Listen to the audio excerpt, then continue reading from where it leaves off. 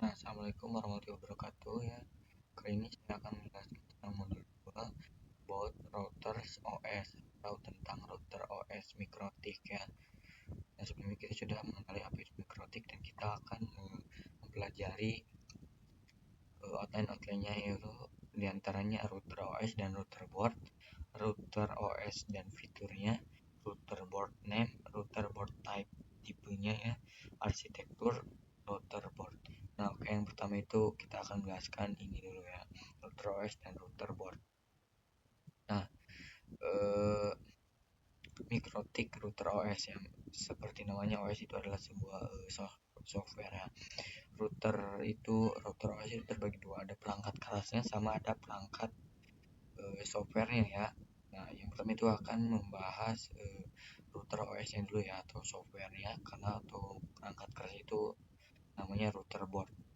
Nah, untuk router OS itu bertipe based on iOS ya, bisa di-download dimanapun untuk dijalankan di virtual machine maupun di Windows kalian itu juga bisa. Nah, sistem operasi yang digunakan oleh perangkat elektronik boardnya ini juga bisa digunakan untuk kalian mengcustom PC kalian menjadi router OS ini ya, atau bisa dibilang OS-nya bukan Windows tapi diganti dengan router OS. Itu kalian bisa custom atau kalian bisa taruh di VM ya, dapat install di PC atau sebagai VM. Kalian bisa menggunakan VirtualBox, kalau enggak VMware.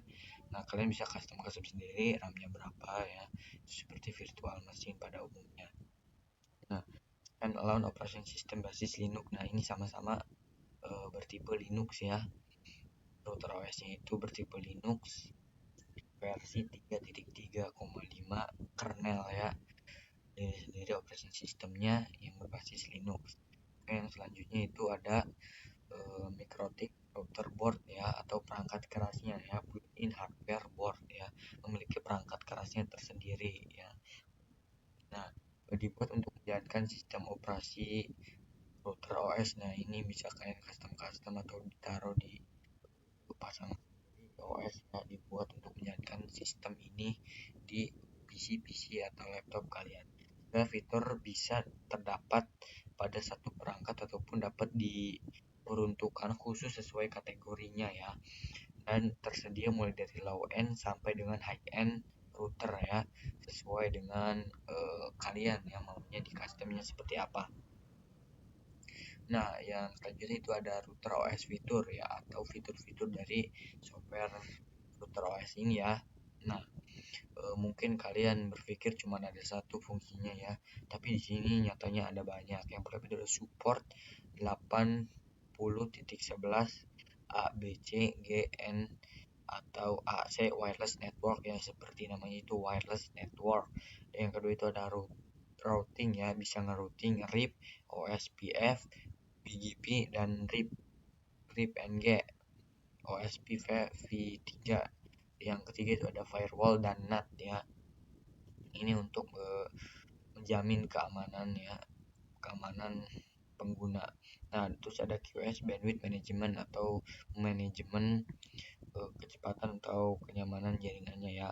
Point to point tunneling ya, kalau bisa kalian sering mendengar itu PPTP atau PPPoE. Terus ada Open VPN. Terus yang selanjutnya itu ada user management ya, manajemen pengguna, itu bisa DHCP atau langsung menggunakan IP tanpa ini ya, DHCP. Terus ada proyeksi, ada hotspot, terus ada radius dan lain-lain.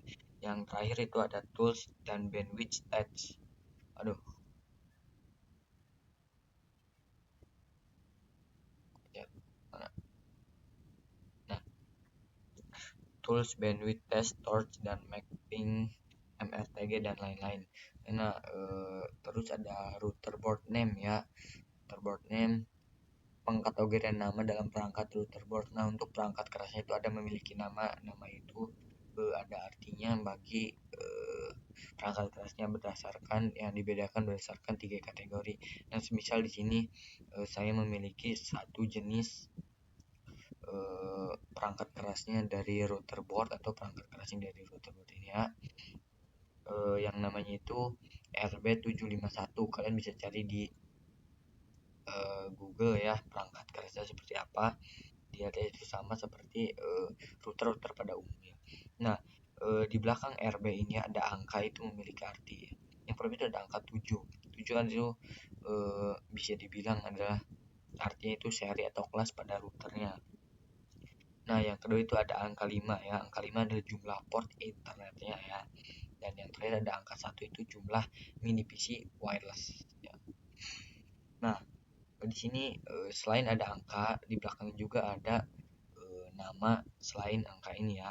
Semisal ada Omnitic, Grove, SXT, LHG, Dynadisk, CAP, AAP, HAP, dan HXC. Nah, ini juga memiliki arti tipe-tipe yang berbeda. Nah, nama yang disederhanakan dan disesuaikan dengan tahun pengembangan dan biasanya Ethernet lebih dari ini harusnya lebih dari 9 ya, 9 port. Dinamakan dengan exceptional naming. Nah, contohnya itu ada RB600, RB800, 1000 dan sampai 4100, 4011. Nah, di sini ada router board tipe ya. Ini sama ya seperti tadi RB ada board. Terus yang angka 9 itu series versi atau kelasnya. Nomor 5 adalah port, jumlah portnya, dan 2 ini adalah jumlah port untuk mini PC atau wirelessnya. UI itu adalah fitur boardnya ya. Nah, kalian ini memiliki banyak fitur boardnya. Nah, untuk tulisan seperti ini itu adalah fitur wirelessnya. Dan yang di belakang ini adalah jenis casing. Nah, kalian bisa lihat di sini ya. TC itu berarti tower atau vertical case. Nah, ya. Nah, arsitektur router board. Arsitektur router board dibedakan berdasarkan jenis dan kinerja prosesor software atau OS. Setiap arsitektur berbeda. Melihat arsitektur mikrotik lebih lengkap di, nah kalian bisa ngeceknya di situs resminya ya. Nah, kalian bisa cek-cek di sini ya. PC sama aja ya kayak PC-PC-nya. Mungkin itu saja ya yang bisa saya sampaikan. Terima kasih sudah menonton modul 2 ini. Kurang lebihnya mohon maaf. Wassalamualaikum warahmatullahi wabarakatuh.